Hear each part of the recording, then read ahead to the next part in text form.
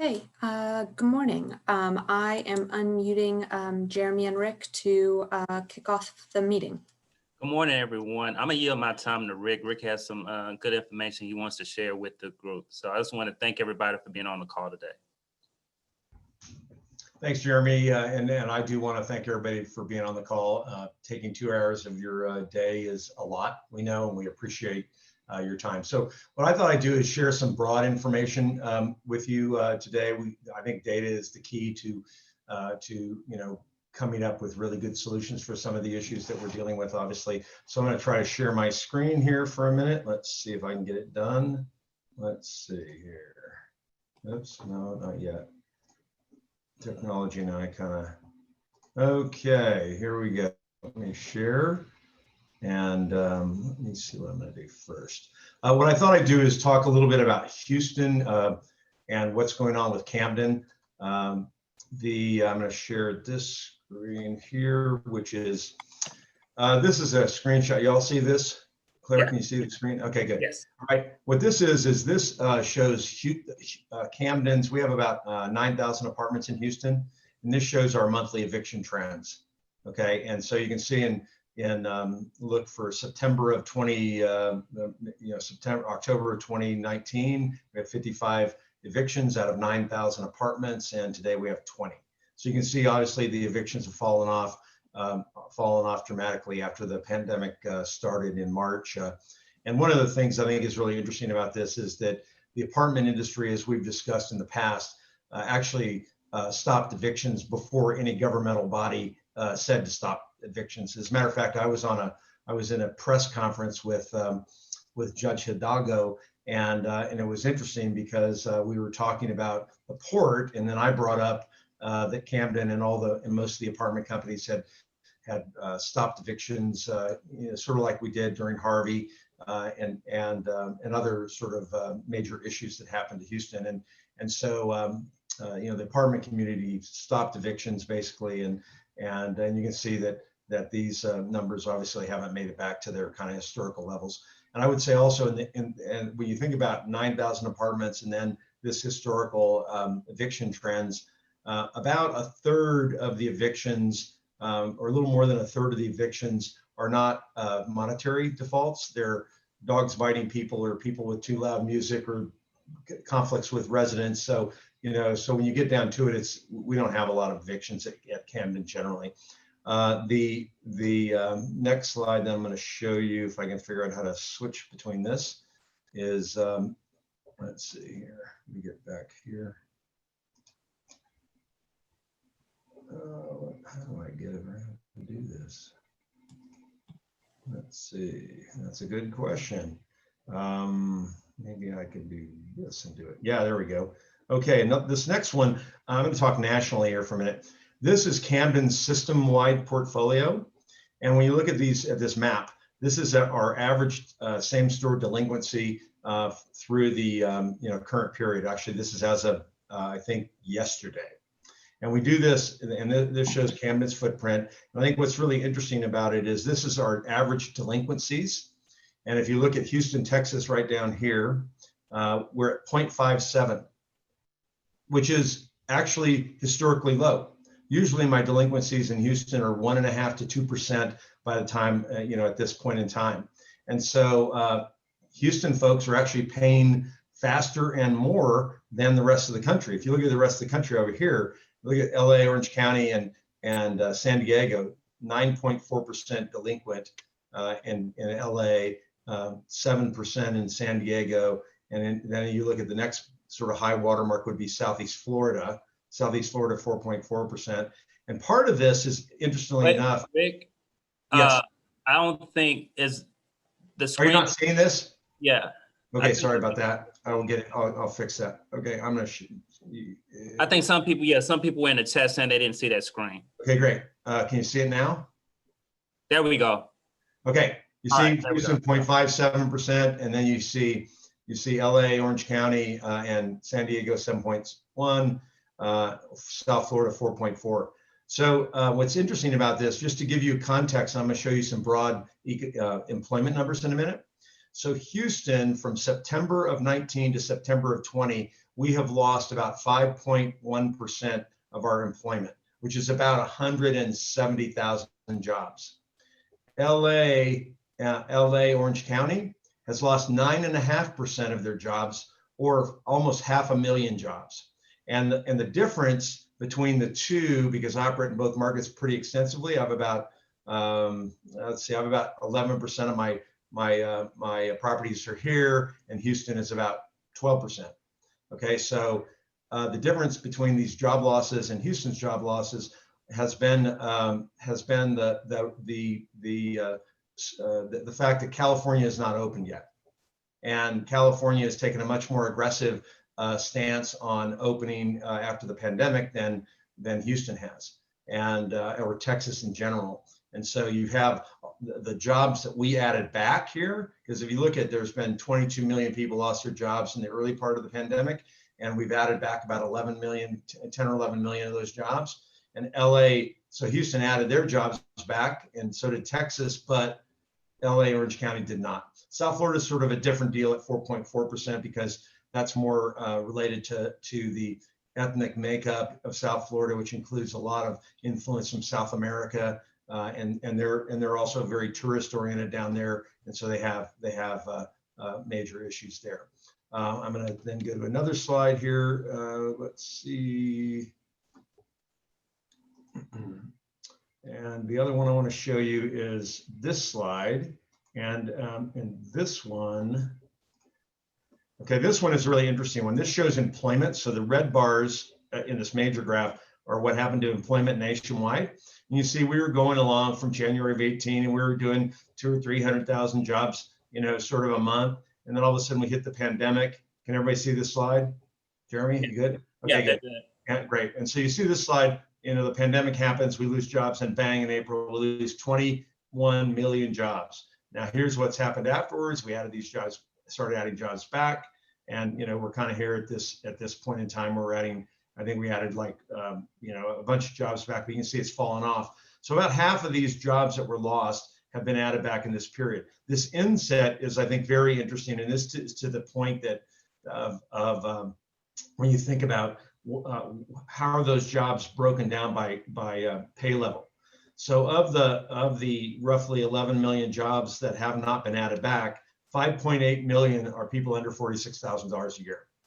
And middle of the pack folks are 4.1 million, and then anybody makes over 71,000 has only lost 1.1 million. So when you think about the carnage that's happened in the job market, it's primarily at the low and middle income brackets, and high wage earners have just not been impacted as much by the pandemic. And I think to the point that we've been discussing about the target that we're looking at to try to help are these lower income folks here for sure. They're the ones that are being negatively impacted. If you look at, and this is national data, and I can't figure out how to get this slide up, so I'll just tell you the numbers. National Multi-Housing Council, it manages, or it does a survey of 11.5 million apartments nationwide. And that survey is done. We get actually daily counts on delinquencies for those 11.5 million apartments, and they are managed, the professionally managed, and it's a database that's compiled from a lot of sort of operating providers and what have you. So in September of this would be for September of 19, the average people that had paid their rent by month end was 95.5% nationwide in that set. In September of 2020, that number has dropped to 94.6%. So a 90 basis point drop in the people who have paid their rent by the end of the month. And in November or in October so far, the collections are up slightly at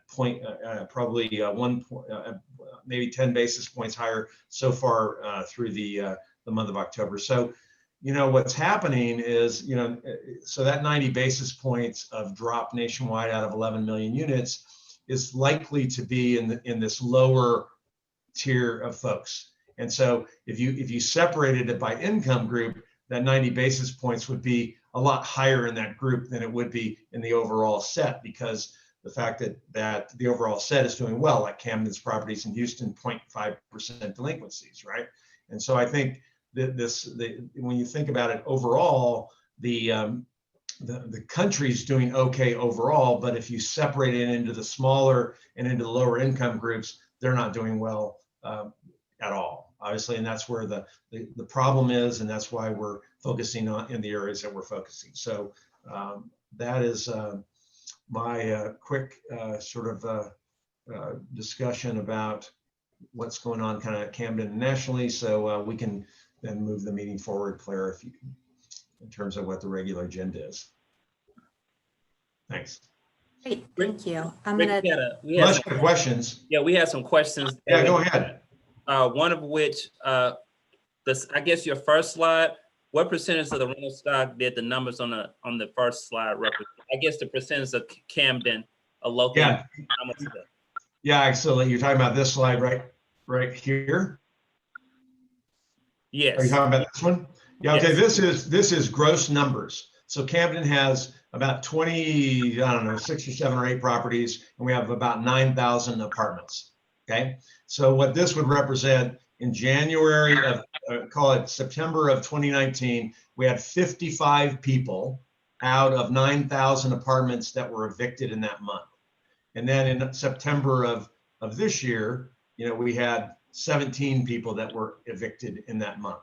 And so, and as I said when I talked about this slide, this is not all monetary defaults. We have at least a third to a half of our evictions are tenant disputes, domestic disputes, just people that are disruptive to the community, violating lots of things at the, having a pool party at 4 a.m. and, that kind of stuff. And so it's between a third and a half of our evictions are lease violators or people that are disruptive to the community and not monetary defaults. And so the point of this schedule was, number one, we have very few monetary defaults, and we continue to, and obviously the drop in these numbers are clearly a function of, number one, Camden saying anybody who has a monetary default, we're not going to evict you. And then the other piece of the equation is we've done payment. We rarely did payment plans with people in this market, in the normal market. And the apartment industry got together and said, look, this is unprecedented times. We have to do payment programs. We have to, in a lot of cases, we've reduced rents. We've given people written rents off and things like that. And that's one of the other reasons, that there's just not any evictions going on, besides the fact that Jeremy, you can talk to the fact that you have the moratoriums and things like that. I will tell you, like, in terms of CDC applications in Houston, we've had like 22 people out of 9,000 units that have filed the CDC paperwork. And if in my entire system, which is 60,000 units system wide, I have about 70 that have filed those things. And then in California, you have ABA 30, I think 88 it's called, which is 3088, which is where they converted their rent from a certain period of time into consumer debt, and you couldn't evict them if they didn't pay their rent. You just have to work payment plans out. We have probably another 50 or 60 people out of 4,000 or 5,000 units in California that have elected that option. But not a lot of people in the mainstream apartments have I don't have a massive backup of defaults that we are sitting on in Camden system wide. And I just wanted to make the point that the sort of the middle income properties are all doing fine. The high end properties are doing fine in terms of people paying rent. It's the lower end of the market and the lower income folks that are obviously getting squeezed based on that 5.8 million who have not been able to get their jobs back yet. Mm-hmm. Okay. All right.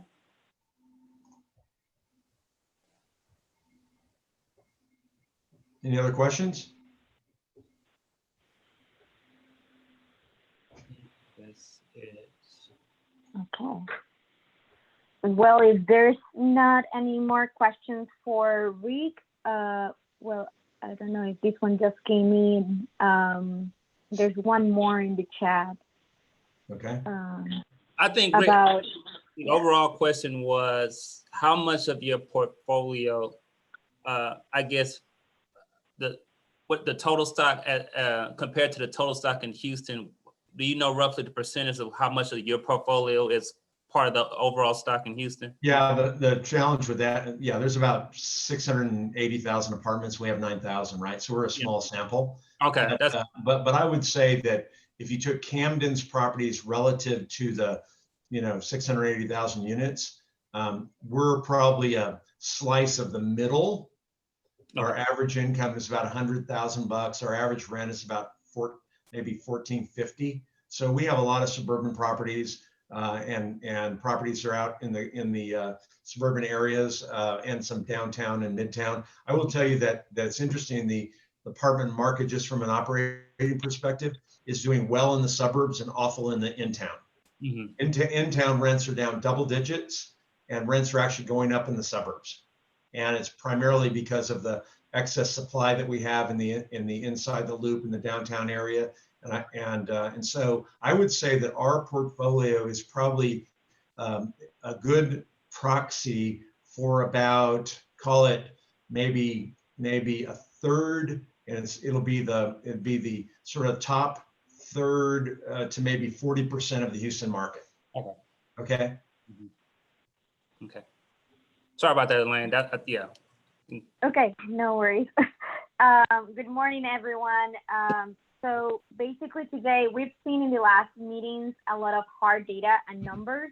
And this meeting, we wanted to then switch to more qualitative data and the experience that we are seeing post CDC order at the courts and from landlords.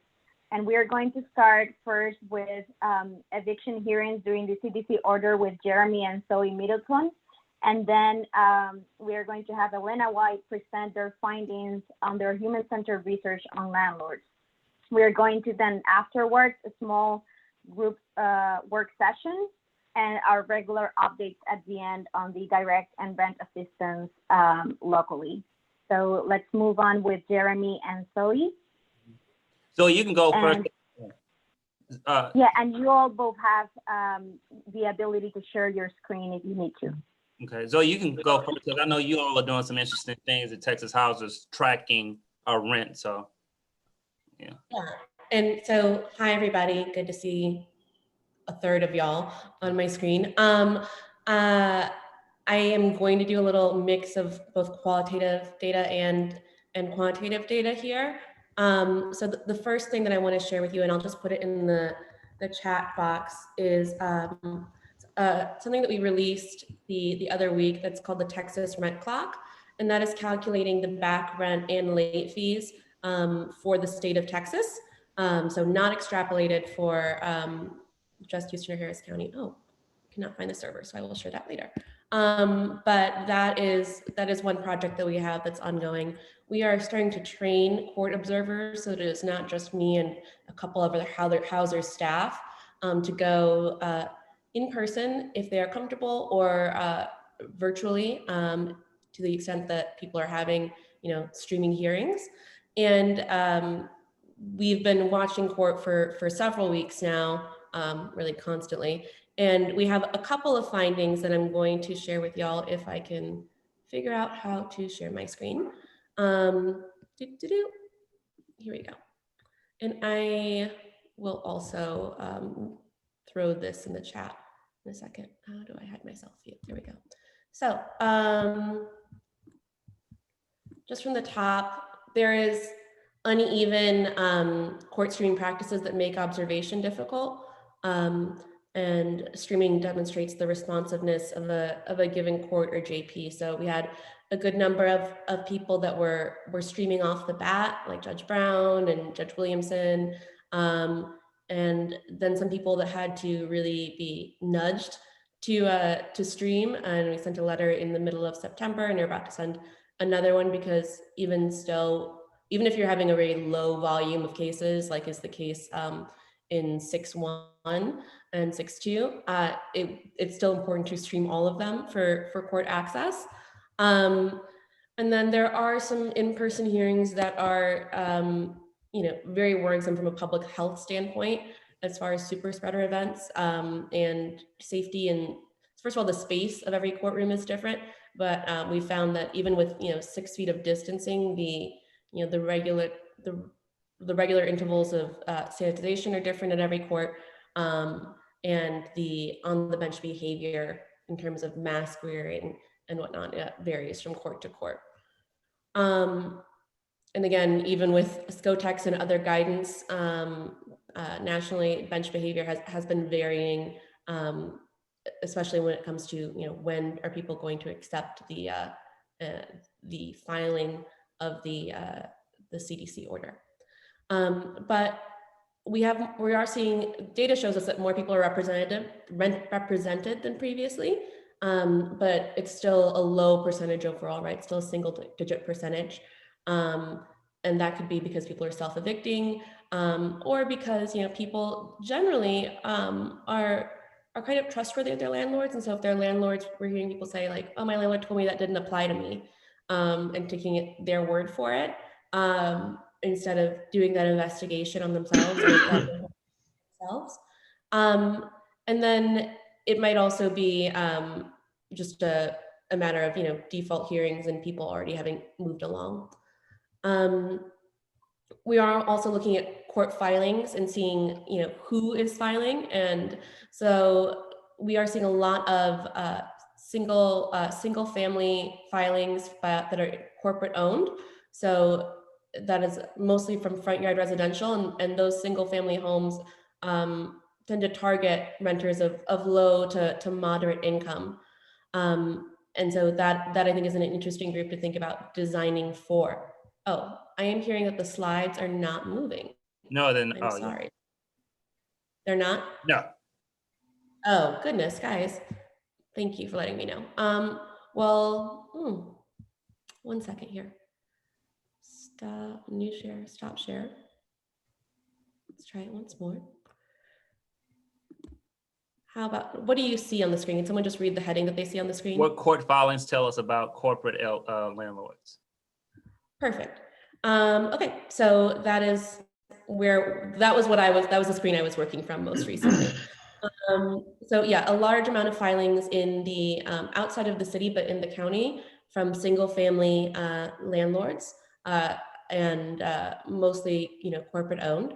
Where's that mode? And then moving on to corporate multifamily landlords, given the sheer number of units that they own, we are not seeing as many, a really worrying number of evictions, I will say, for given just like the sheer number of the stock, right? But we do see a range of claim amounts that they are making. So we have claim amounts as low as $285 in those that we've pulled out, and then some that are higher in the thousands. I wanted to talk briefly about the Household Pulse Survey. I don't know if you guys have been following it since it's been revived this fall, but it's still done by the census group, and it uses the term weeks, which is a misnomer. It actually, the weeks are 2-week collection periods. So every week is actually 2 weeks long.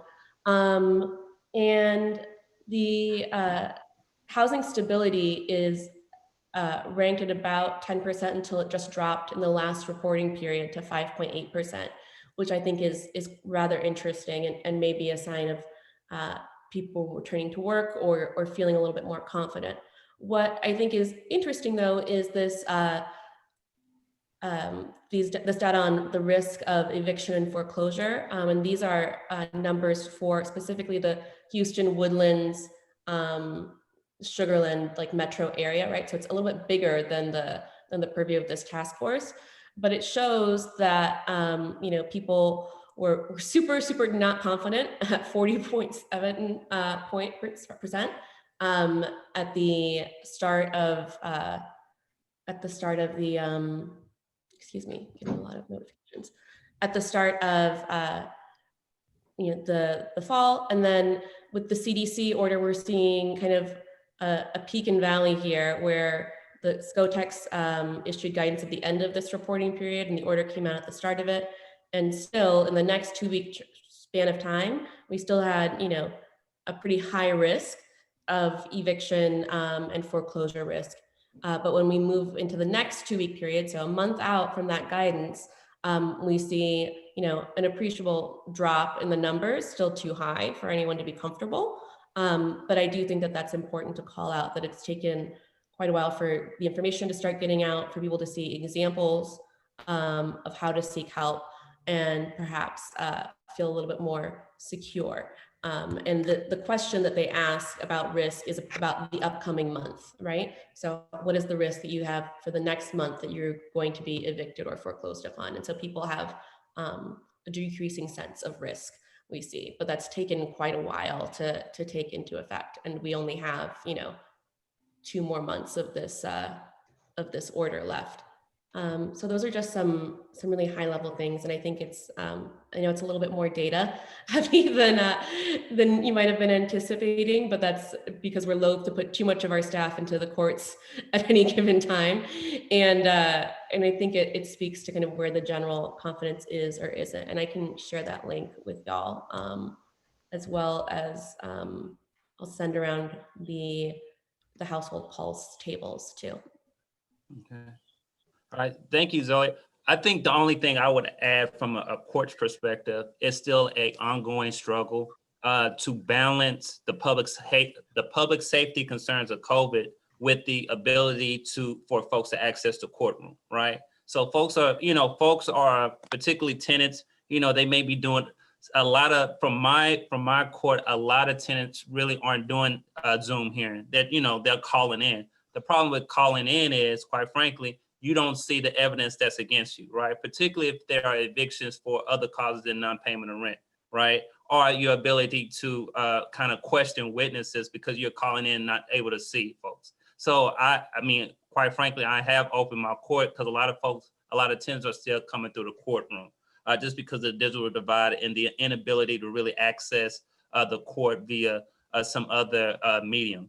As far as CDC affidavits, folks are filling out those CDC affidavits, but the Texas Supreme Court has given us guidance and a caveat to the CDC affidavit that a landlord can contest it.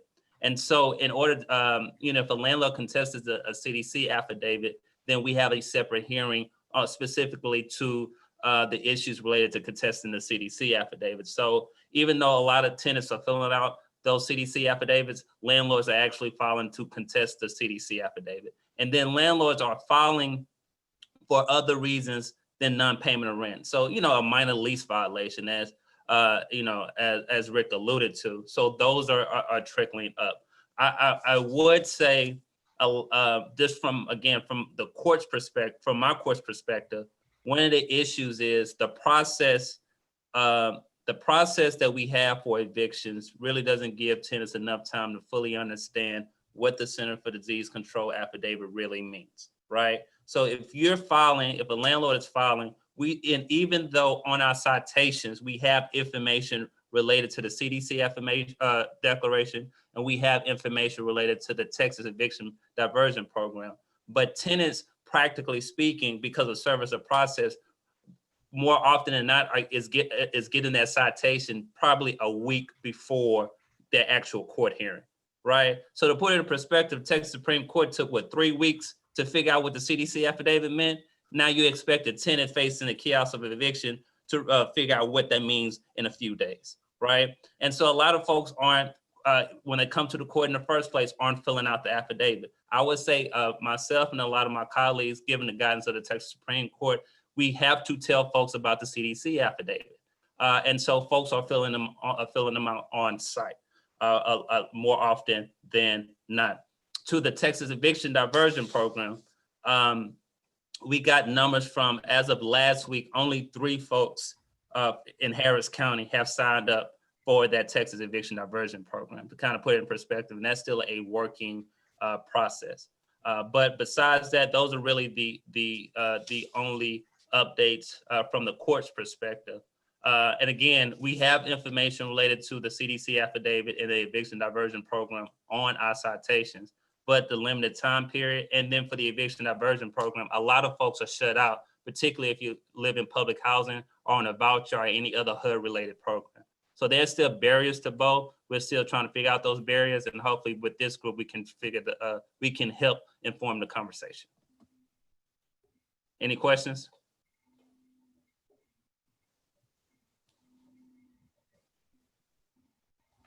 All right then. Zoe, did you have something to add? Oh, can you unmute? Sorry. I was, yeah, I can unmute now. I was just saying that there's some questions that are in the chat about the grounds that landlords are contesting the declarations on, which I think are a lot of conduct-based kind of stuff. So a landlord is able, on your filing the petition, you give all the reasons why you want to evict. So sometimes, quite frankly, they'll put non-payment of rent, but other lease violations. Now, the way we've handled that, once a person comes to the court, we've been, some landlords are, through their attorney, what they'll do is non-suit the non-payment of rent and move forward with the other lease violations. Because we've been advised if it's for the non-payment of rent, we still can't go forward with peace. So a lot of them, strategically, quite frankly, are just non-suiting the non-payment of rent and moving forward with the other if there are any.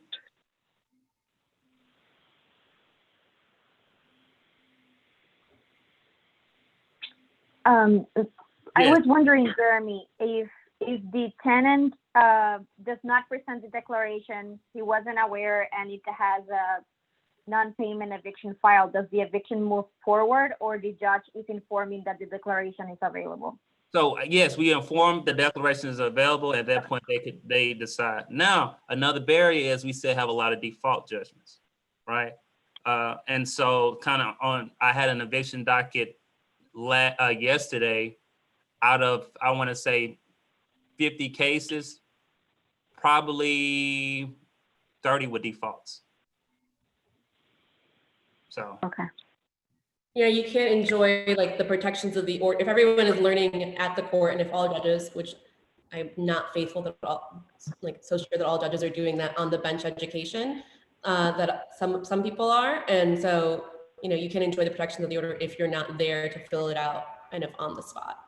So that's a lot of, and those might be the self evictions. They might be just packing up and going away.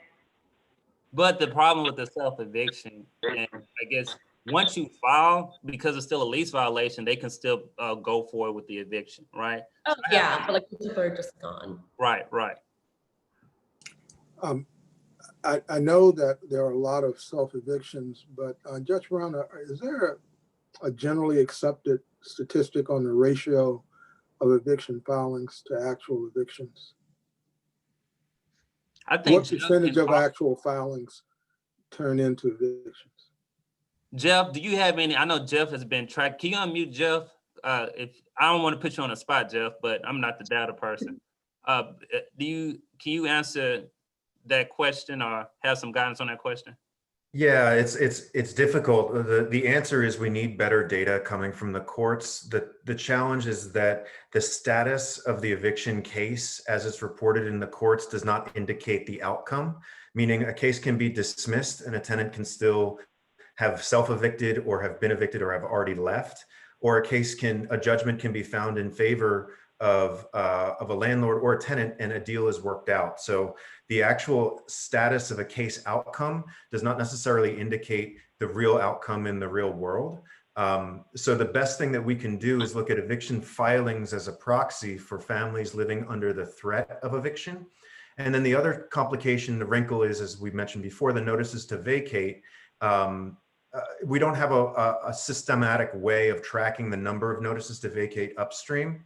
So we get a midstream number with eviction case filings where we know there's more notices to vacate than eviction cases filed, but we don't quite know how many more. So it's very difficult to quantify that problem as a funnel, looking at notices to vacate and then cases filed and then case outcomes. I think that's something that this task force can work on to better clarify what would be necessary in order to get better numbers associated with that. Okay, and Jeff, you can maybe share your most recent eviction filings, updates, and data right now as Sure. it's coupled with this conversation. Thank you. Hey, before we do that, let me just make a comment about the idea of self evictions, right? So one of the things that we have found is that there's so much disinformation about what does a moratorium mean, and does it mean that their rent is free forever? That oftentimes people who have alternatives to moving, who can't pay their rent, are not moving because they think that the moratorium means they don't have to pay their rent, or they ever.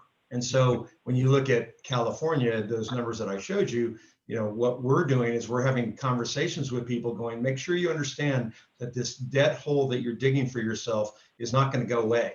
It's going to, and ultimately you either have to pay it or it's going to ruin your credit, at the end of the day. And so what happens, people have this aha moment. They go, oh my, really? Well, I can just go and move in with my brother, or I can, go, get a cheaper apartment that I can actually afford. And so self evictions are actually, helping people in certain cases to not build up the debt they can never pay, right? And so I think that to your point, Zoe, about the random information that residents have is really bad, and this communication of what their alternatives are and what the real deal is with a moratorium on an eviction is really important to get out there.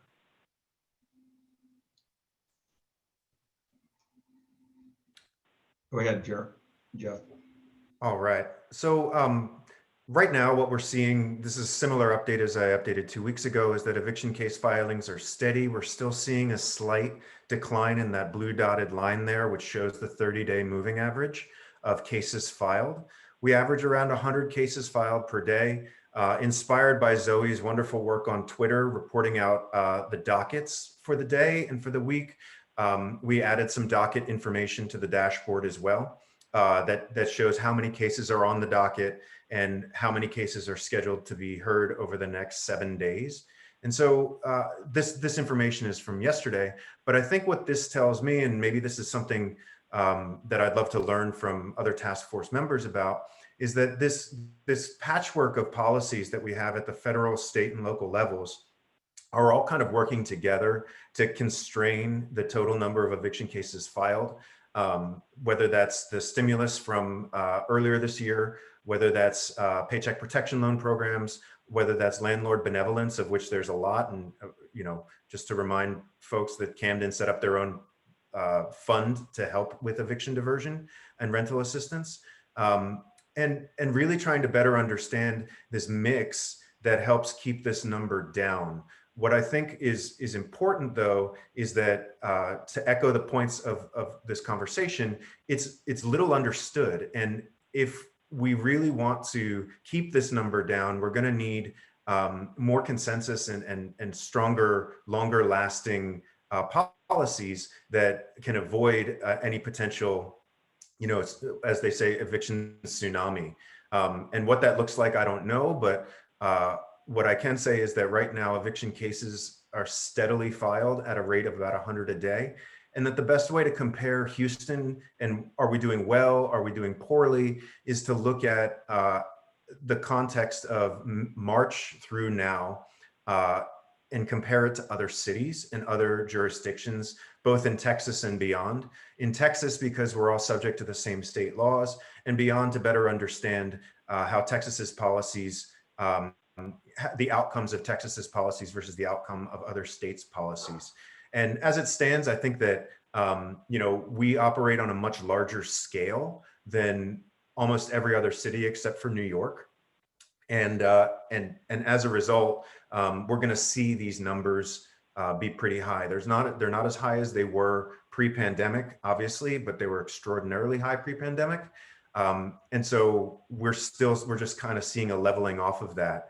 And the last point that I'll make is that what that means is that it doesn't seem like there's any one magic bullet here that has kept eviction rates or eviction cases filed low. It seems like it's a mix of a lot of different things. And on a case-by-case basis, tenants are able to take advantage of whatever opportunities are afforded to them, but it's not reducing this number to zero.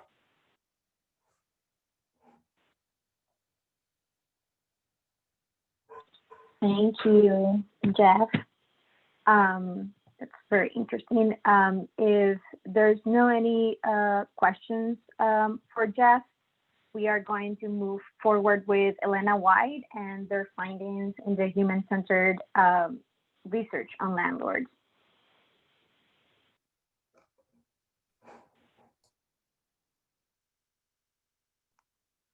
Okay, let's see. Are you seeing my full screen here? Elaine, maybe you can confirm. We are seeing a double screen right now. Oh, with my presenter view here? Yeah. Oh, goodness. All right, I haven't figured out how to do presenter view and see my notes while in Google Slides, it looks like.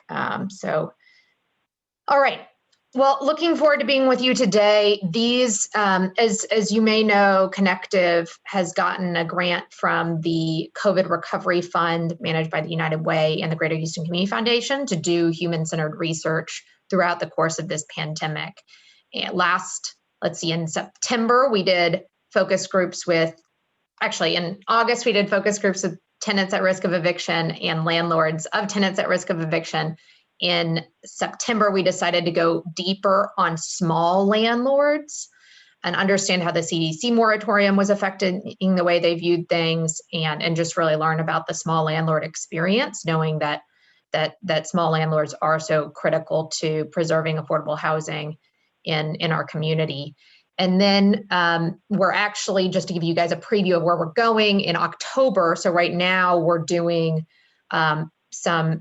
in-depth interviews with Spanish-speaking tenants about the CDC moratorium, and a technology tool that we developed to help them learn about and then actually fill out the declaration form. And those have been incredibly informative, both from getting a better understanding of the non-English speaking experience and also of what works and does not work with technology tools.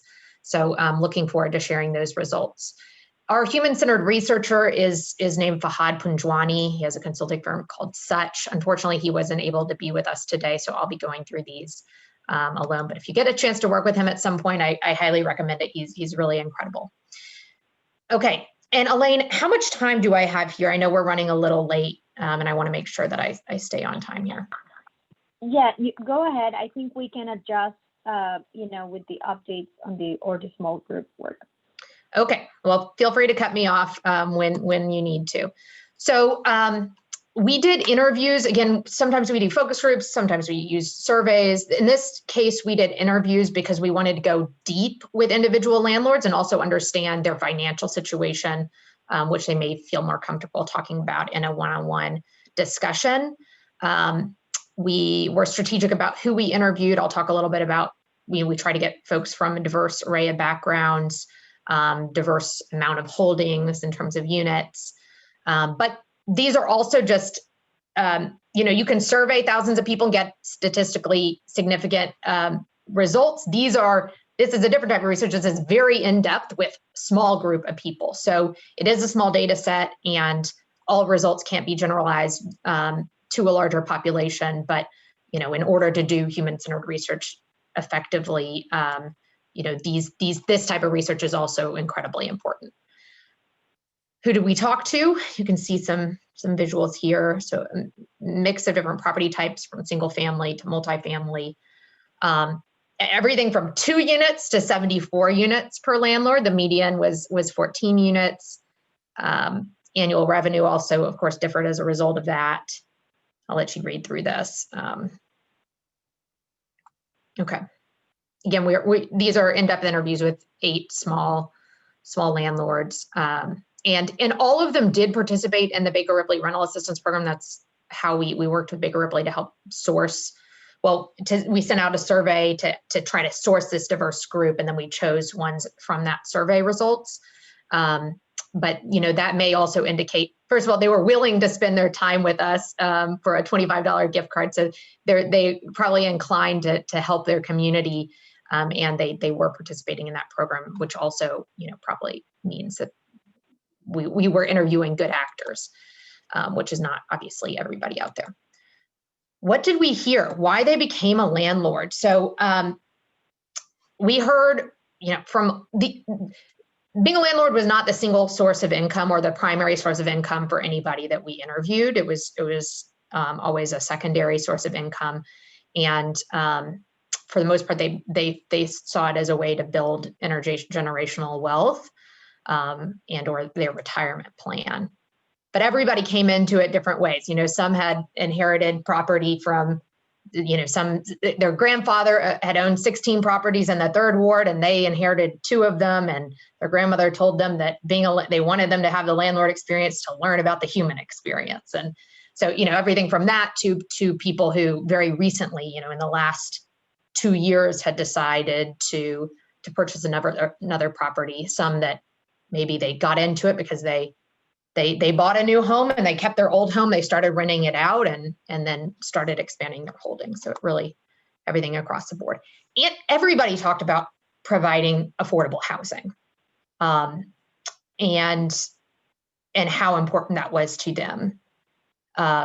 Most of them had not raised rents in a long time or did it, like very occasionally.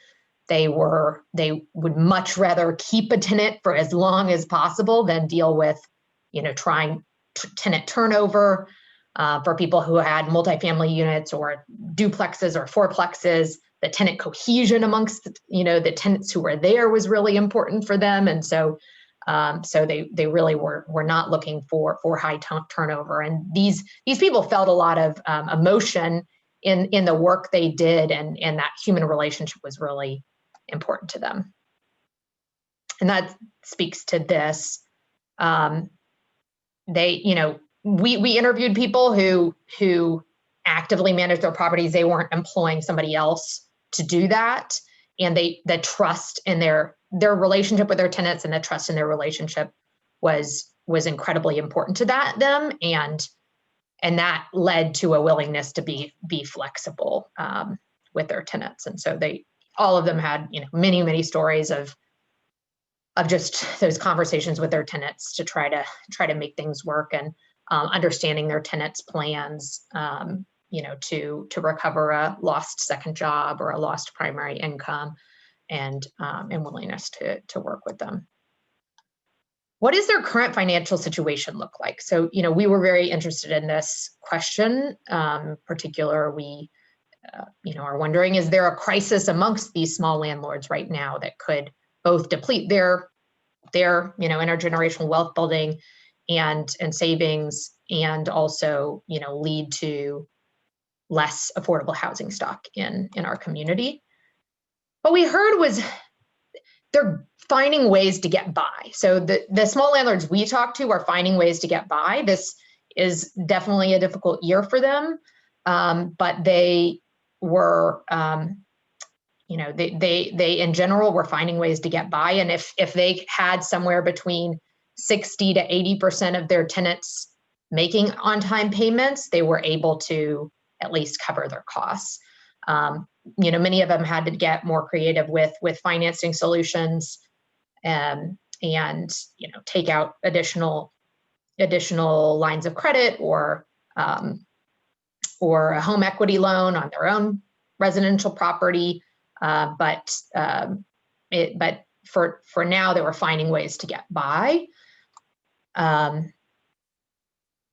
To continue to get by, they do need access to cash. And right now they are finding that cash flow is restricted. So, sources of cash flow coming in, of course, they're having decreasing rent revenue. And so far it's been manageable, but again, how long this extends is really can continue to put additional stress on them. Limits from other financial institutions. There was differing experiences in their access to credit, limits of personal wealth,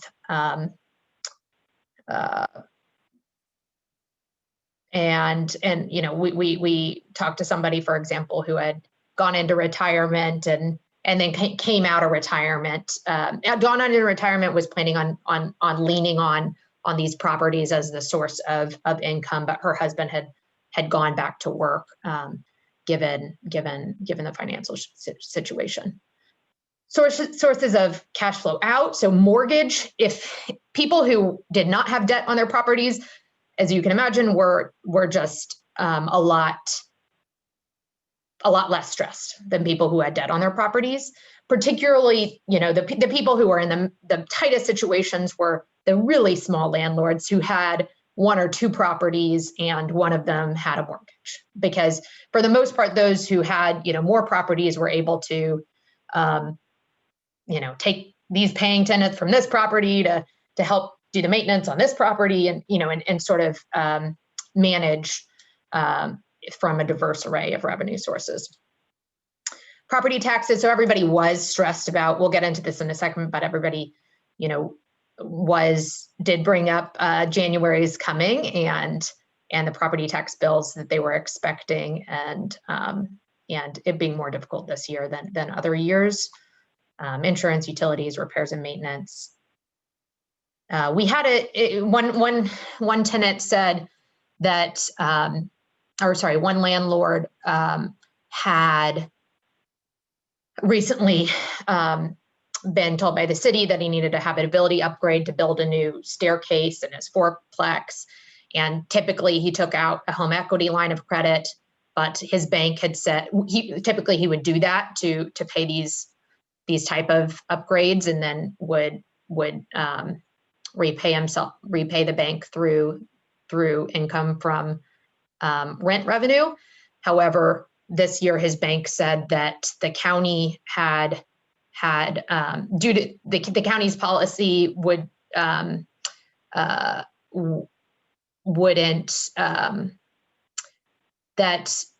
flag this as predatory lending during COVID. So he was unable to access that, and so that was what he reported. And so he was then having to go to his wife and make the case to borrow from their personal account, which he kept these 2 accounts separately. Talked about this. Debt's correlated with cash flow stress. Talked about this.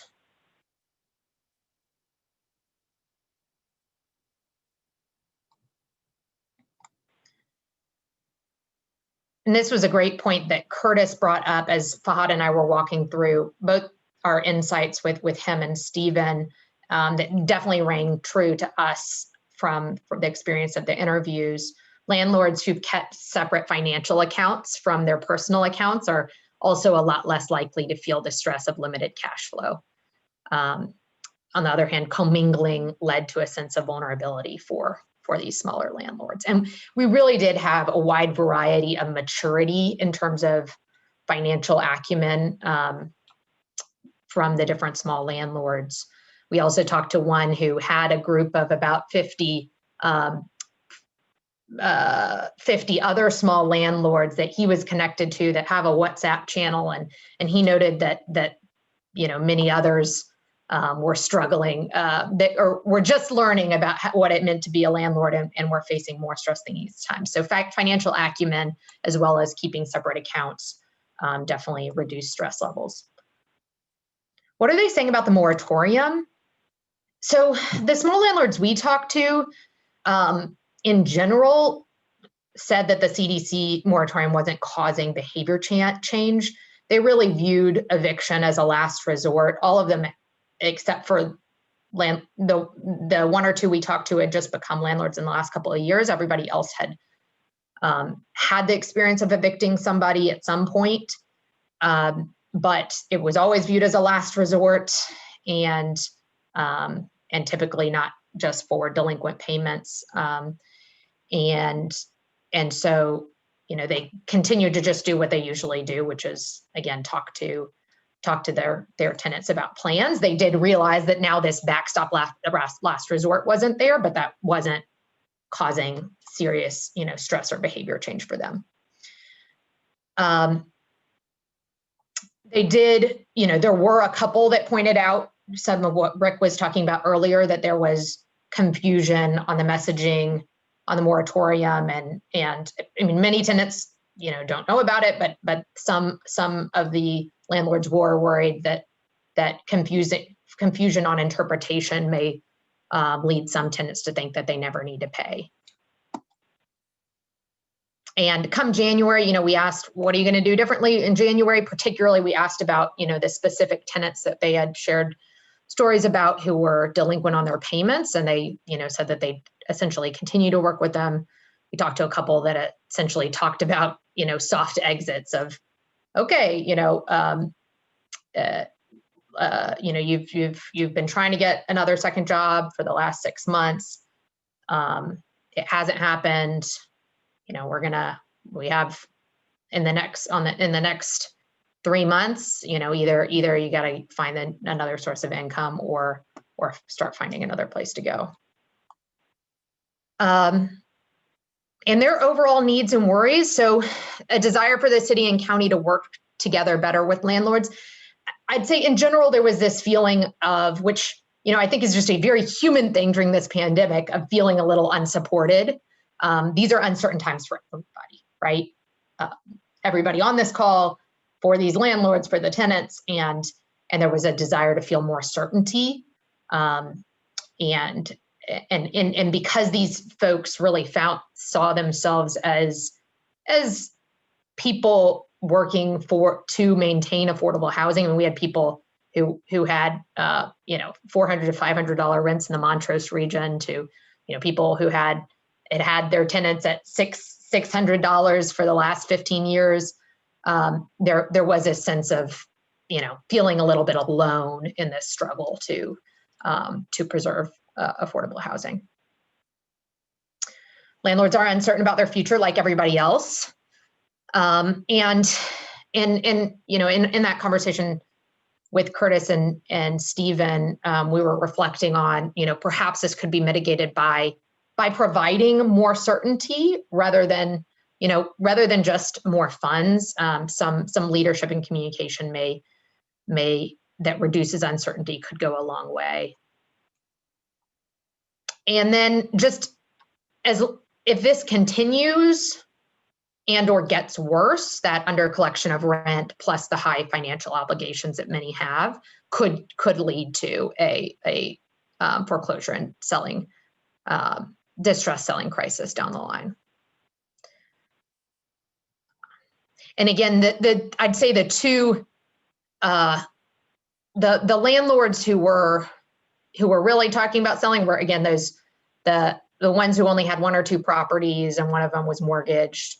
And then there was multifamily properties inherited, had been very low rents, facing really high degrees of maintenance, and not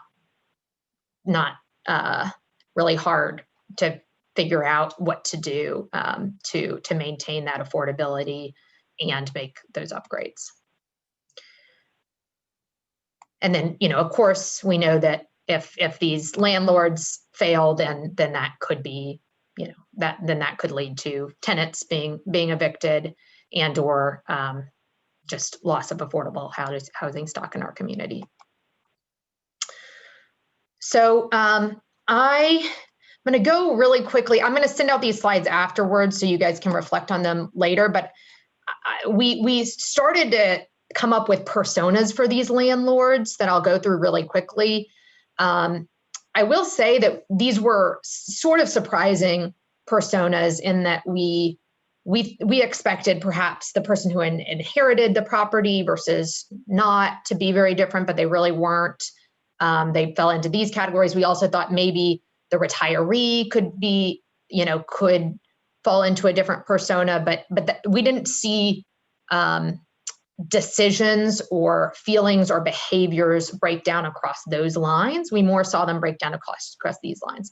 So one is the strategist, and this person is with it, has financial acumen, and typically has more units, and this person, again, has been creative in finding ways to continue to get by. Maybe they, one person was like, you had put vending machines in their all their units or apartment complexes in order to find additional sources of revenue, right? They're thinking a couple steps ahead.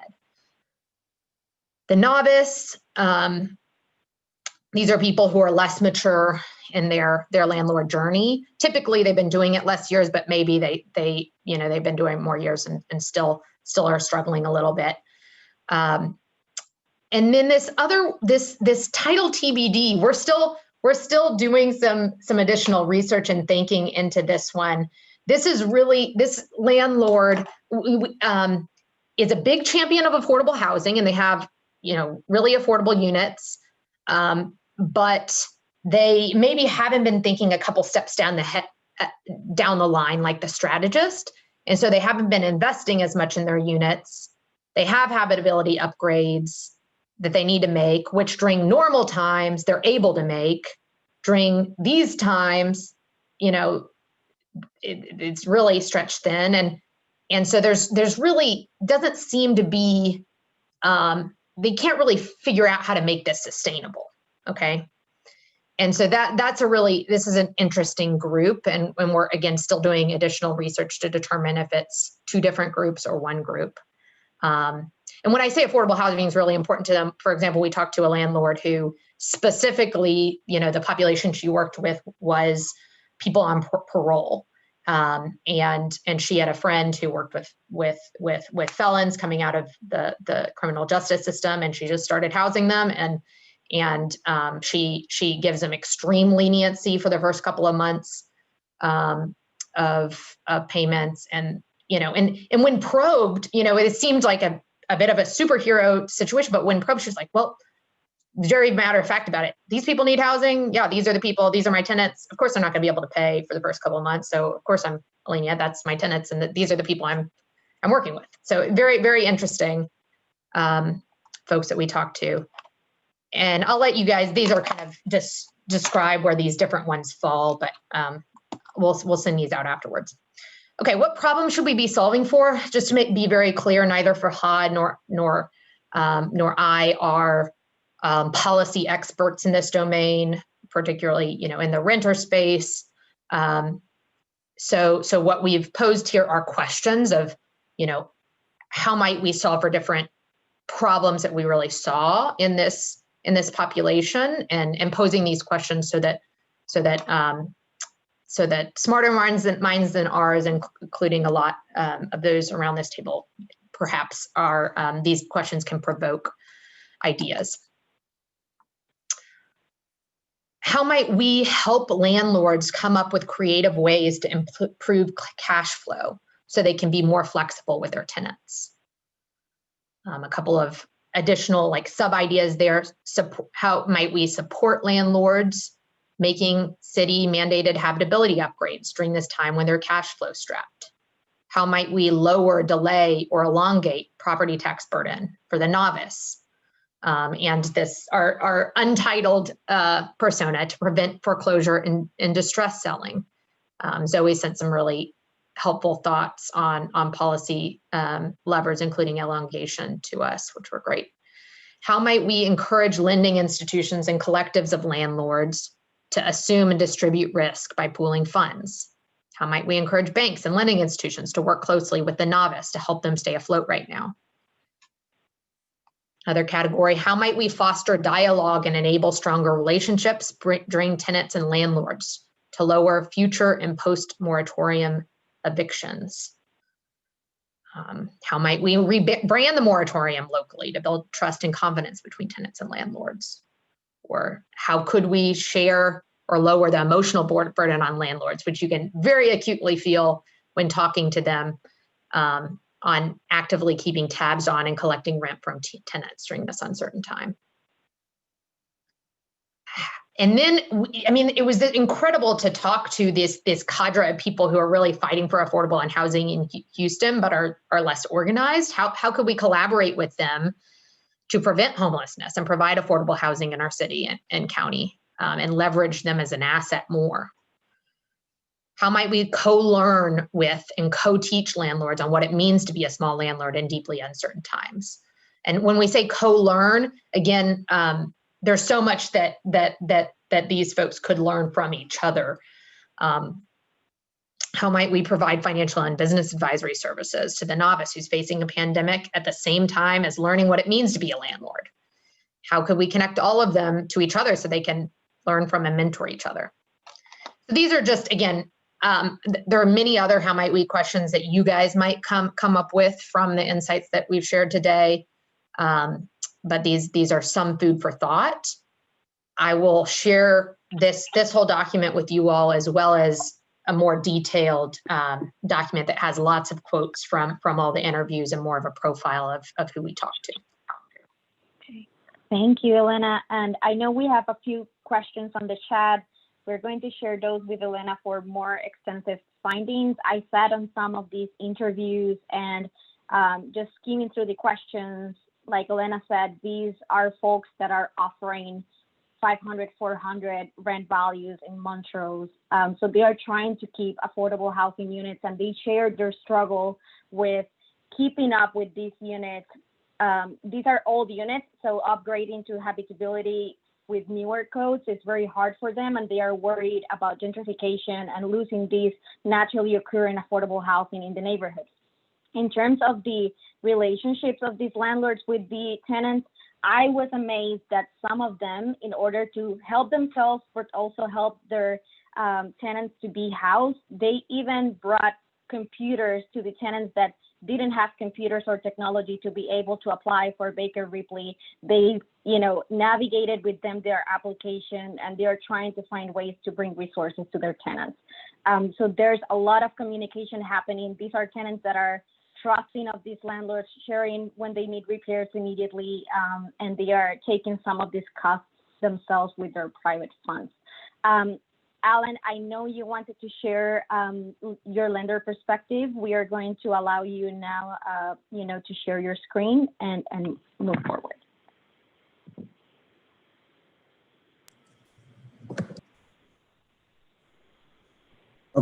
Okay, can you hear me now? Okay, bear with me. I am trying to figure out how to share my screen.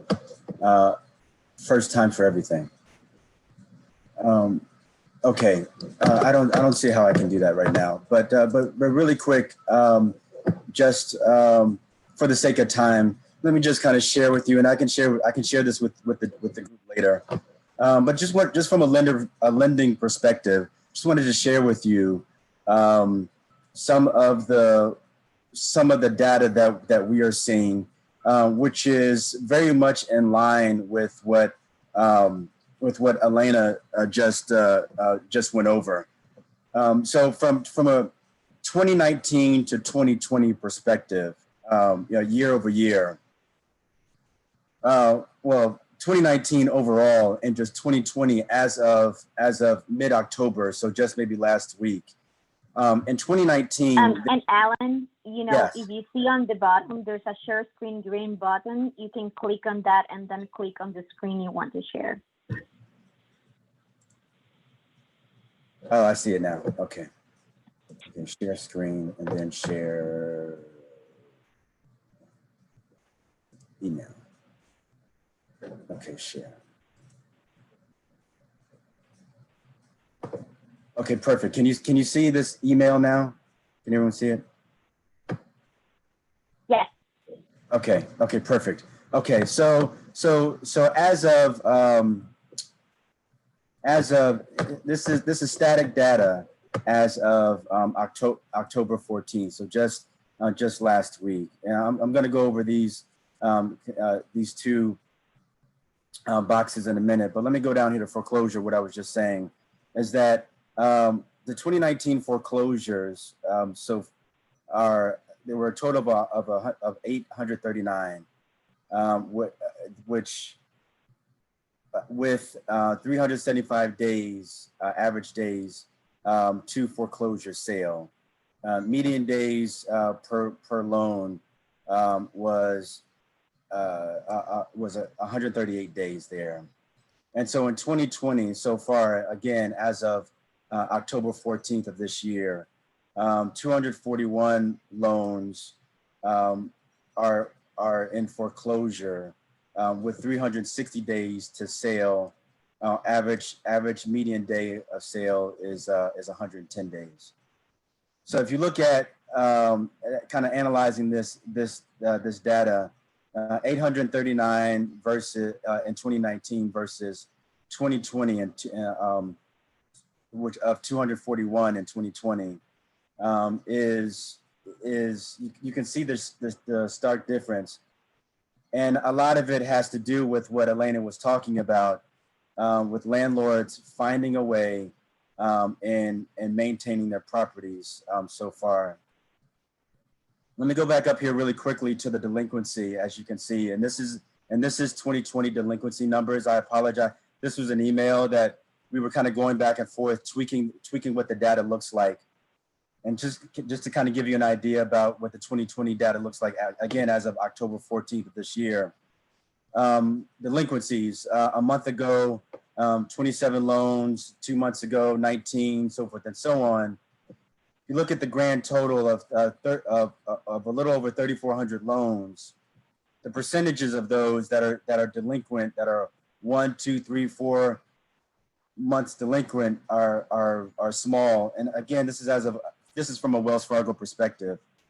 You know, you don't start getting into the single digits, if you will, until month 5, month 6, which is kind of at the beginning of the pandemic, March, April, May. And then prior to that, you know, they go back down to the very small very small, minute, less than a percentage number beyond month 6. So as you can see, in terms of the delinquencies, 92% of the Wells Fargo loan portfolio is 92%, with that are current is 92%, with very small that are 1 to 6 months behind. You can see there, and the foreclosures again are relatively low, if you will, compared to what it was in 2019. So I just wanted just from a loan perspective, just to corroborate what Elena was just talking about, that it's pretty much the same in line, because it looks like that so far landlords are finding a way to maintain their loans. All right, thanks, Elaine. Thank you. So we were also thinking today, oh, there's a question, Alan. Do you think the CARES Act federally backed stipulation keep foreclosures low this year? Hold on, Elaine. Say that. Repeat the question. Oh, if the CARES, federally backed stipulation kept the foreclosures low this year. Oh yeah. Those protections that came from the federal government. Oh yeah, absolutely. The CARES Act, along with perhaps the CDC moratorium. Rick was talking about. He has his own. Camden has their own fund to help tenants. Yeah, absolutely. Yeah, all of that collectively is helping to keep the foreclosure rate low so far. Who's to say what happens after January? And again, I've already talked to my team internally that that periodically they know that I'm coming to them to get updated data from them. So more to come as to what it looks like from a loan perspective. But so far at this point, relatively low. Okay, thank you. So on the interest of time, what we're going to do is, instead of going into small work group discussion, we have 20 minutes for either questions for Elena or Alan about the presentations that they shared, or to answer the question we had prepared for the small groups on, as a task force, what do we think Harris County should do to alleviate the struggles small and medium landlords are currently experiencing, and especially, beyond the CDC order. So please raise your hand. We're going to, take it on, or put your question on the chat as well. And we hope to hear from you and open discussion right now. So Curtis's hand is raised, so you should be unmuted now. Okay. Elena and Alan, thank you so much. Just from the point of view of what Elena presented anecdotally and what Alan corroborated, and one can analyze that data a little bit more rigorously, but I think it's sufficient to have some inferences that we can take away for the purposes of the small landlord property working group. And that is, for me, and I think those on the working group and then those who might want to chime in, there's a great deal of goodwill on behalf of small landlords that functions differently than the goodwill with the more corporate landlords. That is to say, the property, even though it may be an investment for wealth building or other things, it's operated as a service. And the same is true with the corporate entities, but in a different way. That is, Camden or anybody else may have properties that are ultimately commodities from the point of view of the investors, but from the point of view of operations, the operations are being dealt with as a service, and that there's an interest in maintaining relationships in that way. And in my mind, that raises a question of how do we support that goodwill? That is, there's value in that, and how can we leverage that? And that might be a way to get greater value out of whatever resources that we can bring to the table to invest. So that's kind of my big takeaway from all of this information. It's to be validated. We're certainly going to kind of dig into this a little bit more, but my gut tells me from this information is that there's enough goodwill out there for a variety of reasons that a little bit of support will go a long way in addressing the challenge. Thanks. Okay, we had another, I'm not sure if I'm pronouncing your name well, Ekundayo, you have a raised hand. We're going to unmute you now. Go ahead. You did an excellent job of pronouncing my name. It's Ekundayo. Thank you. I'm representing the Housing and Community Development Department, and just two, I think, points, or a point and a question. I just want to follow up on what Curtis was sharing. And this, I think, is a consonant with some of what came up in Elena's presentation. I would be really interested to understand how we can put a little more context or specificity to defining a lot of the concepts that we're exploring in terms of relationship, in terms of how tenants and landlords view what that relationship looks like or should look like. Because when we're having a conversation about leveraging things like goodwill, I think if we can make sure that we're all talking about the same thing, the same constellation of activities or ideas, that really helps us to understand how we can best leverage that for everyone's positive outcomes. I think sometimes we sort of lean on presumed shared understandings that might be overlapping, but in the absence of really clearly defined concepts, it becomes a little bit difficult. So when I think about things like quote unquote working with tenants, well, what does that mean? And is there scope for coming up with some frameworks and some tools that can be presented by whether that's city government, local government, or apartment associations, or whatever the case may be, that can really be actionable? So when we say working with, I mean, here's the list of things you might consider. This is how you engage in these conversations. This is how you go about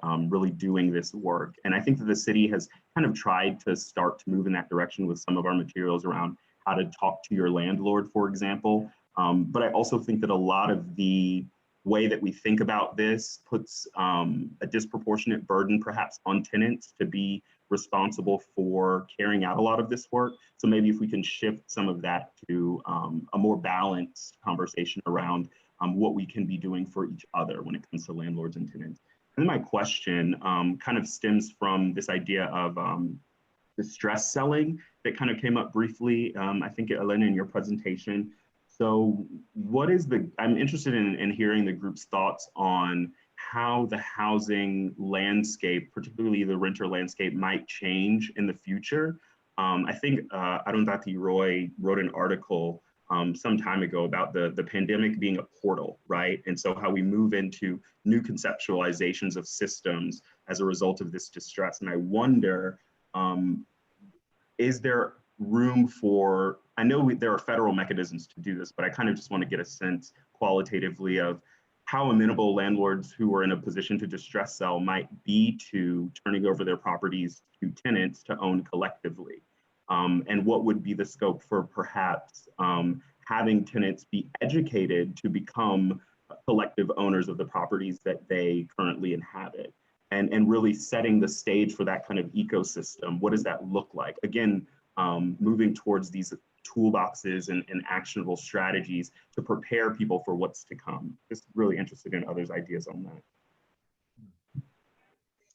Well, let me address the first one, because I think you're, to your point, that and Curtis, I think you're right on the money. When you talk about landlords, I don't care if they're small landlords or large landlords. They relish they relish their residents. They want their residents to do well. We don't want to lose one person in our properties, and so for the eviction is a last resort, where you have worked hard to try to figure out how to make things work, whether it's lowering rent, whether it's forgiving months of rent and what have you. But if there's no pathway for that person to be able to pay, then ultimately it leads to an eviction. And that's where I think the communication that we're doing just in this task force is awesome. I mean, we have a group of people that would have never talked before. Apartment association, tenant advocacy groups, and I think this is part of the educational question and the education that's going on about that. And I think it's that to leverage that, and hopefully that's what we're doing as a task force, is to leverage this and then get the apartment associations, get the small owners. Let's get a communication program going. Obviously, the challenge with all that is it takes funding, and funding is tough right now. There's no question about that.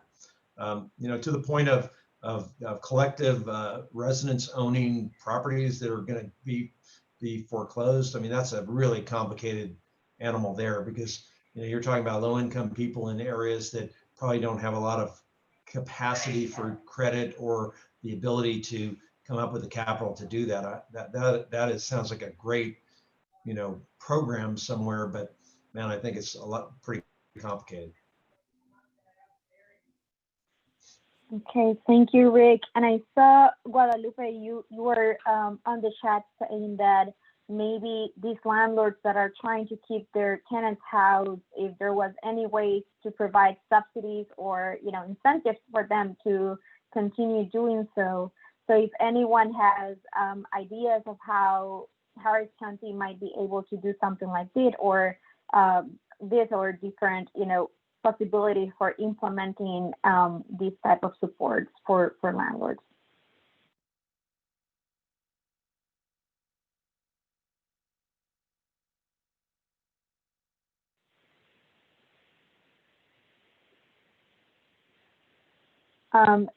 Mary, I don't know if you're in the call still, but I was wondering what's your perspective as a nonprofit developer and affordable housing landlord about this topic, and how what innovative solutions you might think about that will support keeping and preserving and rehabilitating affordable housing units in the county. Yeah, I think I agree with Rick on the difficulty of tenants assuming ownership of these properties. We even struggle on our subdivisions where we have low-income homeowners who really are challenged to keep a homeownership association going. And so I feel like the challenge would be that much harder with a group of tenants. I do think, there's a lot of concern nationally in the nonprofit housing community about the loss of these affordable units if they are eventually foreclosed on and are lost to the affordable housing stock. And so, the nonprofit affordable housing community is talking about how we can get the access to capital to be able to buy some of these properties if they are being given up by the individual landlords. That's not my first preference. I mean, listening especially to today's presentation about, these landlords who are really, small business people who are trying to do right by their customers, and building wealth for their families, I think that's something that we really want to support. And they have really been left out of the small business assistance program. So the PPP program, for example, was not available to landlords. Unless they, had staff that they were paying, but I think most of them, aren't formal enough to have been paying themselves. And so they didn't qualify for that type of assistance. So that's what I'd like to see happen. And I know that funding is short, but to the extent, especially that these landlords are struggling with maintaining their properties in housing quality standards, to the extent that government can step in and provide assistance for needed property improvements, that I think would be a really valuable form of assistance that we could provide. Thank you, Mary. And Guadalupe, in terms of the undocumented population, in some of these interviews with small landlords, some of them have actually purposely housed undocumented, families that have undocumented people because they know that they cannot access, sometimes subsidized housing. So they are intentionally gearing to some of those populations. So assisting small landlords and keeping naturally occurring affordable housing, we hope continues to provide options for housing for all in the county. Let me see. Yeah, I think that there are conversations about the struggles to continue to access loans and lines of credit.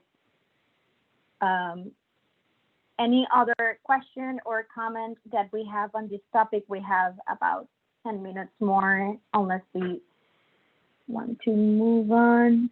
Oh, there you go. Elena shared a quote from one of the interviews. Okay, Jeremy has a comment, so let's unmute Jeremy right now.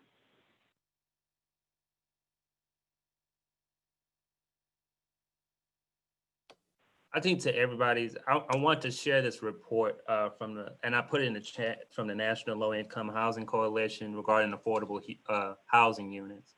And I mean, affordability pre-COVID was an issue, particularly here in Harris County. Funding from HUD, I mean, the line of funding traditionally for affordable housing was HUD, and that funding has, dwindled. And then, on the local and state level, where affordable housing was located was dependent on city and state government. And so we still have those concentrations of, where affordable housing is. So that is just it. Quite frankly, it really highlights the issue with affordable housing across the board. And so, I had a question, Elena. Your interviews, I know you mentioned Montrose area. Were there any other kind of concentrated pockets where you surveyed landlords? Yes, I'd say the most units of all of the neighborhoods is Third Ward, and many reference those units even if they had multiple other units. Mm-hmm. But let's see, they really were from all over. So I'm looking at zip codes now, but 04, 06, 11, 18, 020, 28, 29, 35. So anyway, but I'll put in the chat the zip codes that they were from. Mhm. Including some in the outer limits of Harris County. So it wasn't all city of Houston. Mhm. And also from the recent state of housing and the reports from Kinder Institute, we know that there's not a lot of options under 60% AMI in Houston, and that those units have been lost in the last 20 years. We've also discussed opportunities to preserve and rehabilitate naturally occurring affordable housing. We know Avenue has been focusing on that, but there's a concern about the capacity of developers to do that here. So not only bringing resources and subsidies to developers, but also thinking about how do we build the capacity of people that are trying to preserve these units and bring support federally and statewide to local jurisdictions to do so. It's something that we should have in mind.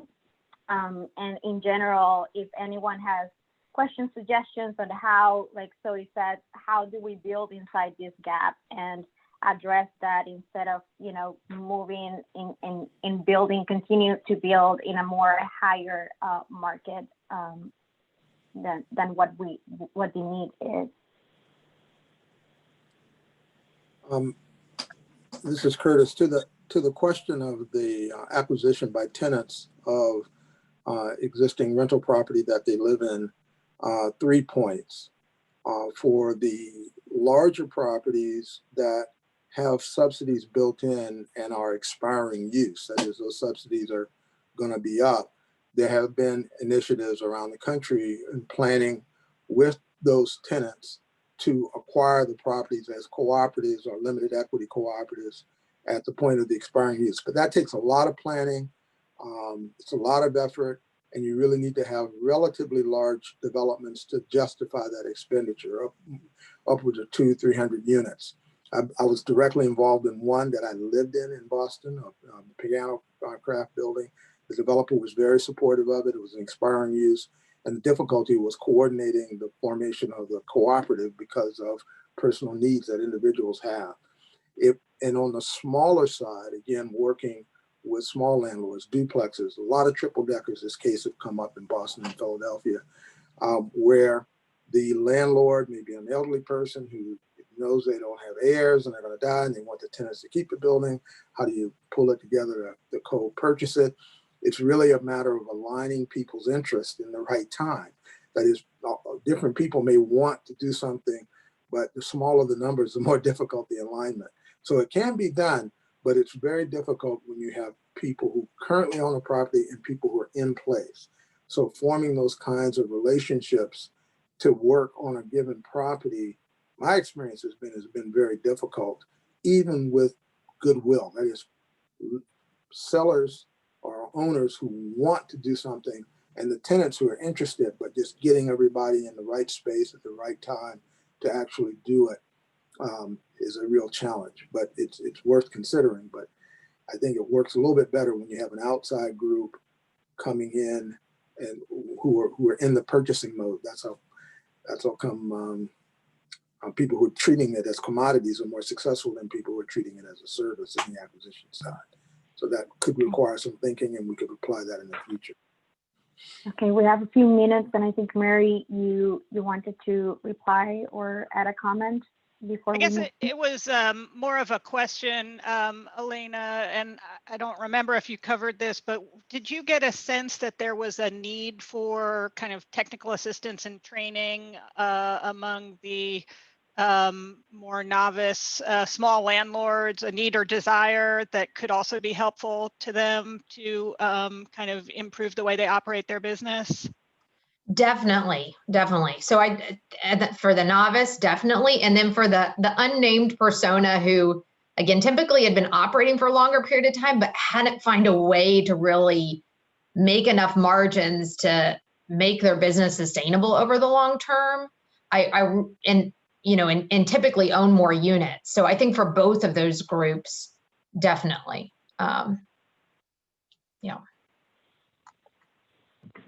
Thank you.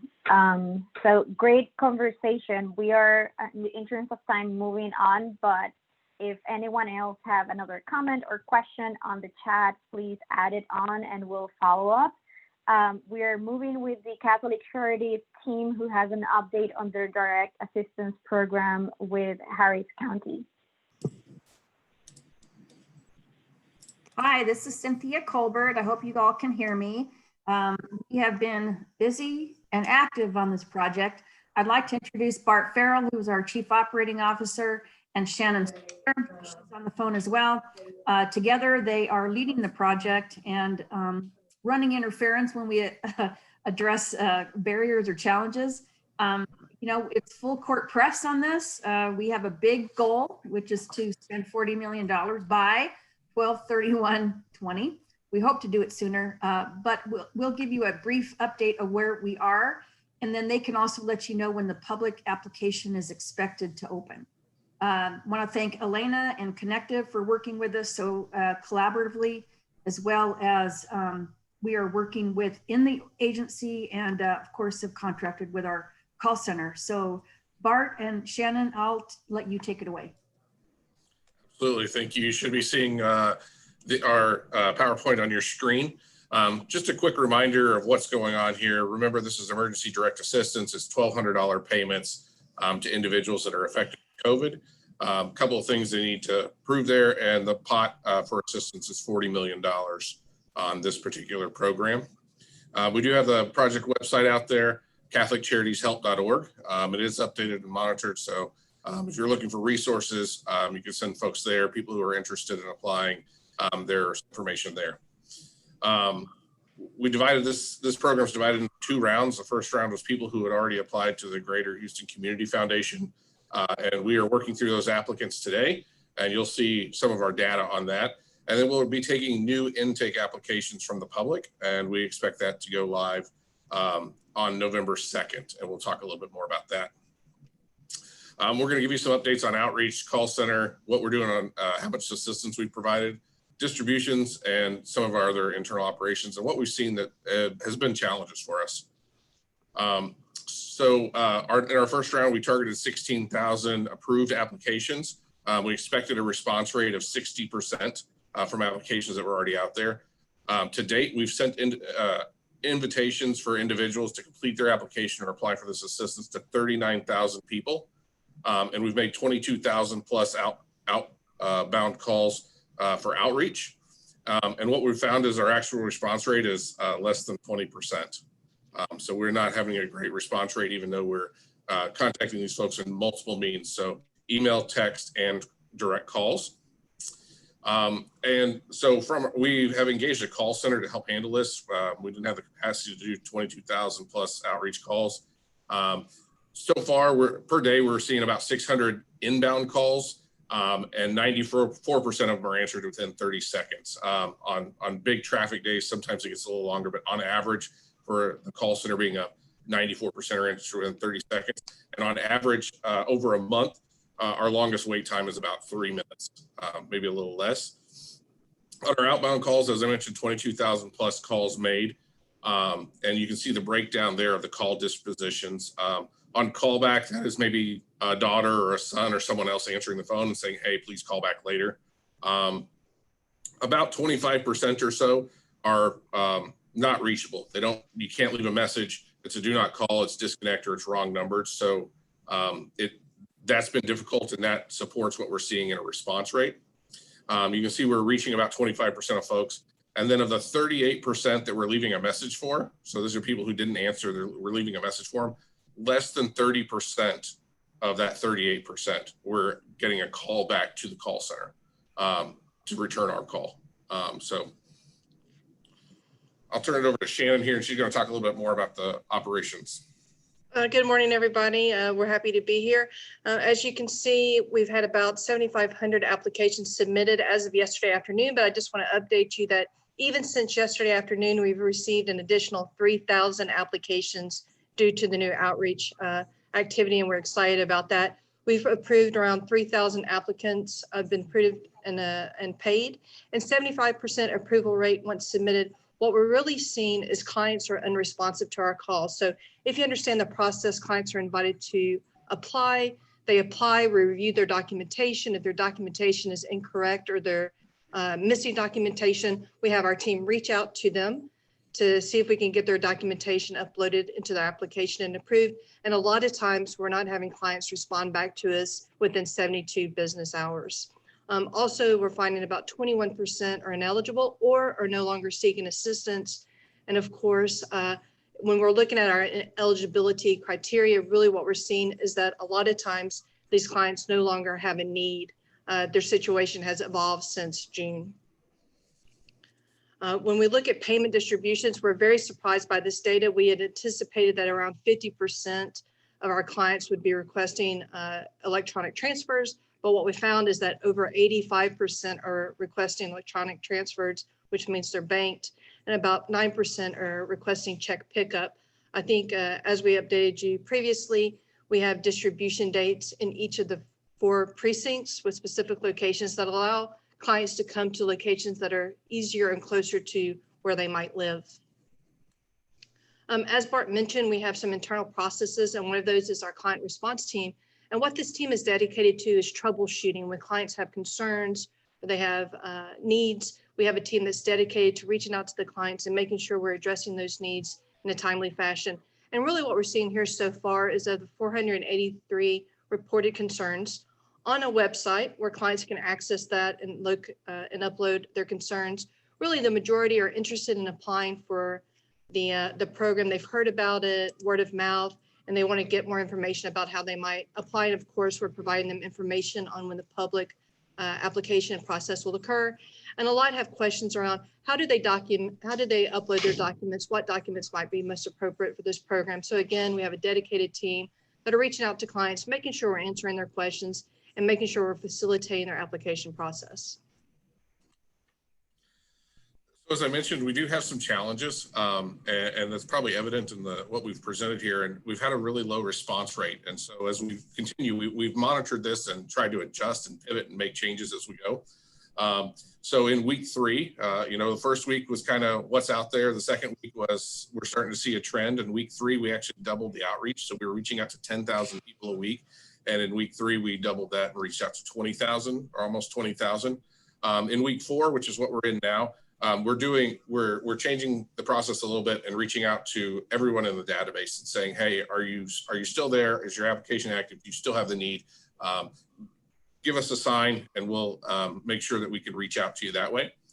And as we've added resources to the call center to make sure that our call wait times are good, that we're getting all the outbound calls made. So we continue to look at that and monitor it daily. We've also noticed, as Shannon mentioned, the client needs have changed. Proof of need, and then the needs in June when these people first applied, it seems to be a little bit different today. Maybe they were on unemployment and now they may be employed, but just underemployed from where they were before. So those things may have changed. As we mentioned, there'll be a public intake. We're going to start that on November 2nd, and a press release will be issued on Monday. We expect it to go through the 6th, but we'll be kind of flexible on that. If we feel that we need to open it up longer, we may do that. And then we'll process those applications between November 9th and December 30th when the program's over. And then obviously we want to be respectful of folks' dignity and not keep them waiting. If they're not in a selected group that we're going to reach out to them and finalize the application, we don't want to keep them waiting until December 30th to find out. We're going to let them know up front that their application wasn't selected through a random process. That really kind of concludes what we have to present today. Here are our information if you want to contact us or ask any questions. And then, of course, we submitted the slides, and so those will be available to the group as well. Thank you. Rene wasn't able to join us, but we have an update from him. Before I shared his update, any question you have for the Catholic Charities team?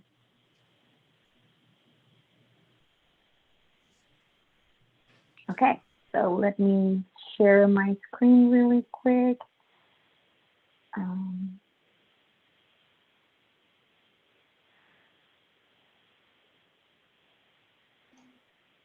I have a question. In terms of, do you think the lack of demand is related to, and some of the non-callbacks and not uploading information is related to the complexity of the documentation requirements?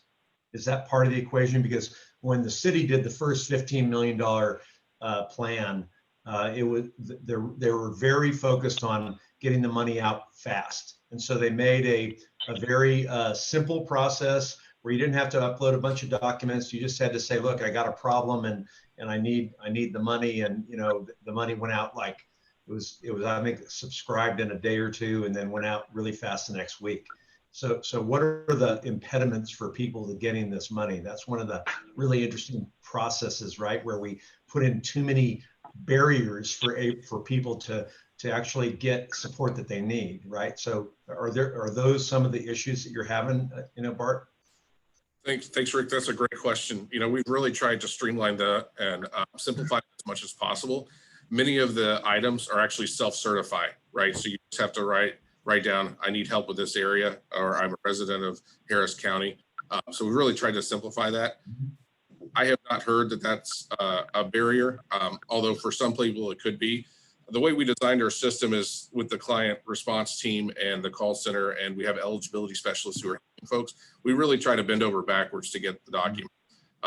So that somebody's holding their hand, walking them through the process. If they can't upload them or they're having technology issues, we can work around that, have them deliver them physically or anything. So we're really trying to do everything we can to get them through the system and reduce those barriers. So what do you think the challenge is? Because based on the math, you've sent 3,000 people $1,200 of money, correct? Right. $3.6 million of 40 million. What do you think the barrier is for why people aren't just clamoring to get this money? As I mentioned, I think the situation's changed.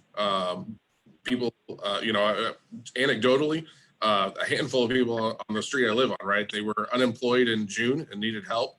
They've since taken jobs. Maybe they're making $20,000 or $40,000 less than they were before. But, you know, based on what we've seen today, people are making it work. They're figuring it out. Mm-hmm. Even though they took a $20,000 haircut, they are still not meeting 60% of AMI.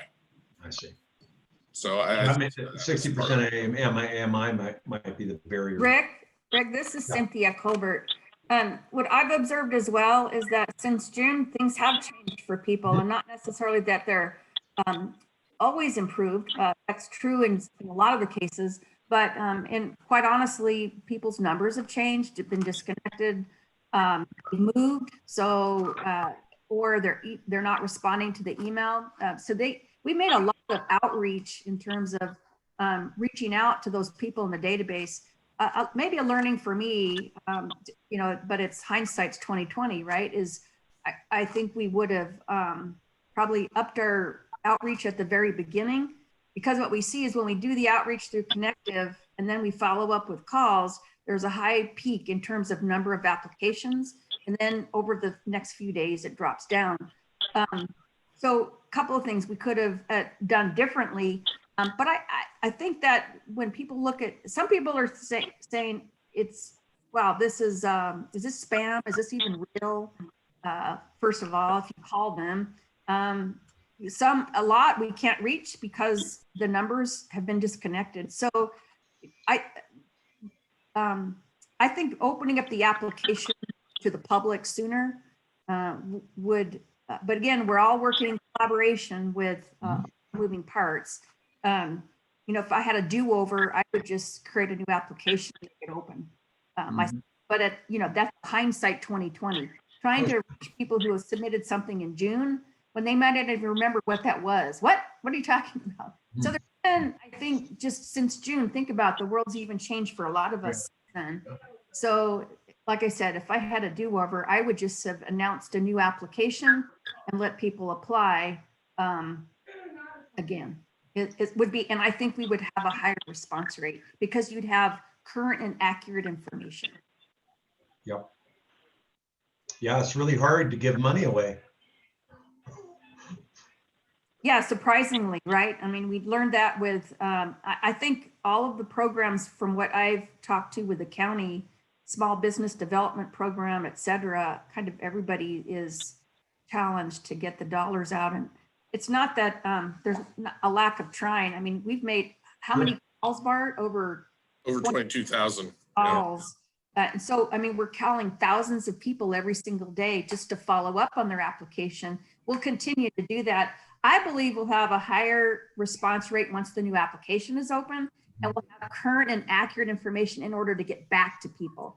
I will say I've worked some cases in the database with my team, and in terms of the documentation, it's pretty simple. One example would be your license, a utility bill, a layoff letter, or a furlough letter from your employer. I mean, they're not, in terms of application, I don't think there's the documents themselves pose a big barrier to show need. Interesting. Okay. Cynthia, there's a question on the chat to ask if you all have distributed this information at food distribution sites. Sure, I can take that one. Curtis, thank you for that question. So there hasn't been a lot of public outreach about the first part of the process because there was nothing anyone could do if they weren't already in the database. That's why we're going to give a press release on Monday to invite new people to apply. And that's where we'll start doing the outreach to distribution sites and things like that, and really drum up business because people have an action item that they can actually do. Okay. Any other questions for the Catholic Charities team?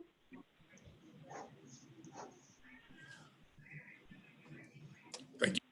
Thank you. Yep, okay. Thanks. So Renee Solis could not join us today from Baker Ripley, but he did send a few bullet points on the update, and we will share that in the follow-up email of this meeting.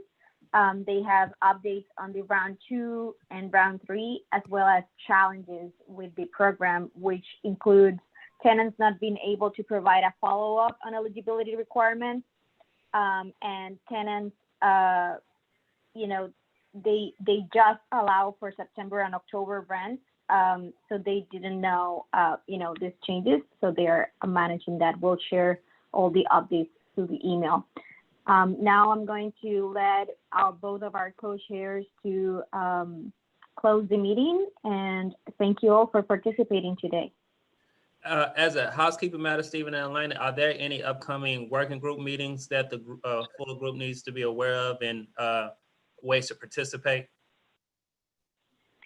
Yes. So Jeff and Martha and Curtis, if you want to share any updates from your work groups and the work that you're doing. Yes, our work group, the Rent Assistance Work Group, will be meeting on Friday the 30th at 10 a.m. And on our agenda for that week is our reviewing a map of rent assistance and where it's distributed and how it flows through our community. And we'll be working on recommendations that would come to the full task force on policy initiatives for Harris County. And the landlord property working group will send out a poll for our next meeting, either the end of the day today or on Monday, to have that meeting within the next week and a half. And the focus will be with a presentation from Connective, some of what they have already said today, but to begin to finalize what those needs are that would lead into a discussion on solutions. We're sending out also information just in terms of the work plan between now and mid-January for that working group, with the end goal of some program guidance for supporting landlord properties. Jeff, do you have any updates or information you want to share about the facilitation pilot or the work group? Jeff, you're on mute. Jeff, we can't hear you. There seems to be a technical issue. Okay, all right. We can make sure it's included in the follow-up email. Okay. Well, yeah, just want to make It sure. looked like you may have been able to speak that time, Jeff? No, never mind. We'll put in a follow-up email. Thank you, everybody, again. I know the big group is hard to discuss these issues, so I do encourage everybody to join a working group to really nail down these issues so we can present them to the full group. But thank you all again. Rick, you had anything? Just great discussion today. I just find it amazing that this group comes together the way they do, and I appreciate everybody and what you're doing to kind of help support the mission. Thanks. All right. Thank you all. Have a good Thank you, week. everyone. All right, take care. Have a good week.